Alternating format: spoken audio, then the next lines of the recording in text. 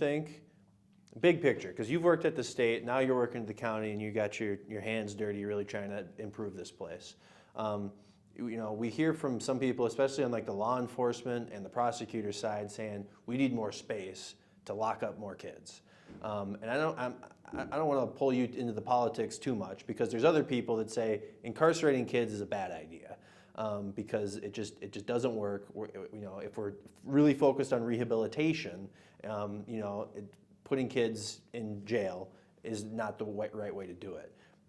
Here, it looks to me like there's, I mean, if this place is, you know, using all of the resources that it has available, and maybe getting fully staffed is part of that, but having structure with school and programming, it seems like this maybe wouldn't be a bad place to have kids that need that intervention that they're not getting, you know, outside of a controlled environment. So I don't know. I'm curious. Do we need more facilities like this? Do we need less facilities like this? What do you think? Well, okay, so that, again, not an easy question to answer. When I started with CYFD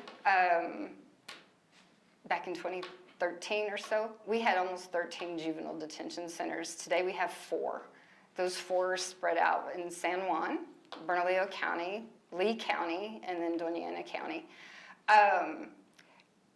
Just the sheer distance between those facilities can create challenges for our law enforcement, right? Just having to travel that far. So I don't know that it's building more facilities, but you know, again, we're only one piece of the system. The community has a responsibility in this effort as well, and you know, being able to expand our community service providers and collaborate with them and work with them, and also equip them to be able to work with the different needs that our youth have today. I mentioned the higher level of mental health needs, but we also see a lot of aggressiveness with our youth. And that can be a challenge, because one youth could hurt other residents, they could hurt staff. You're already struggling with staffing, so you can't afford to have a staff out. It's really challenging, and you guys are taking kids from other parts of the state sometimes. Correct. We have cost care agreements with how many? 32. 32 of the counties. Do you know, like, out of the 58 people that you have here, how many of them are from other counties? I think 6 currently. Okay. So you said it's a complicated answer. Do you think we need more facilities like this or less? Because CYFD, as you know, touts, hey, we've closed facilities, but also referrals are going down, and they see that as, you know, the Annie Casey model of how we do things is working. Do you see it that way? Well, I think it's not just the Annie Casey, but it's been a whole, like, several decades of juvenile justice reform that have occurred to bring us to where we are today. And you know, what we're seeing, I think, right now is a rebound from the pandemic. So what we don't know is where that's going to stop.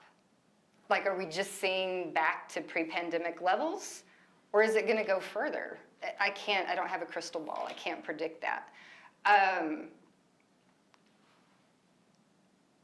And so right now, I don't know that we need more facilities, but we're still watching the trends and seeing where they're going to end up, looking at our data. So I don't have a great answer for you on that one. Do you have concerns if, because you know, you say you're committed to helping young people. I mean, I think that's why you guys are in this line of work, because the differences you believe you can make in young people's lives, which ultimately will hopefully impact a lot of other people that those people have hopefully positive interactions with.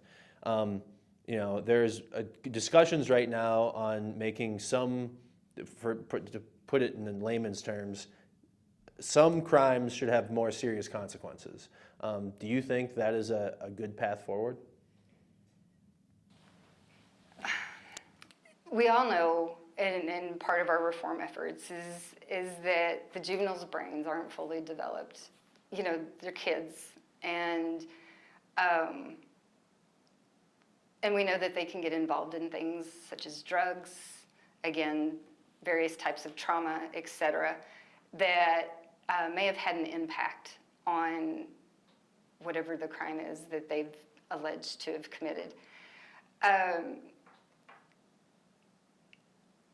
And so, like, I wouldn't want to see the pendulum completely swing back the other way. You know, we've done a lot of work in the past 20 years, and it's been good work. And so I would like, I do think that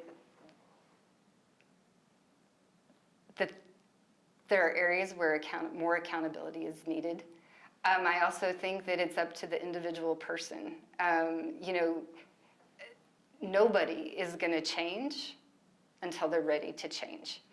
And so if we have youth that want to change, that want to grow past those circumstances and those struggles, like I said, life has an opportunity to teach us invaluable lessons.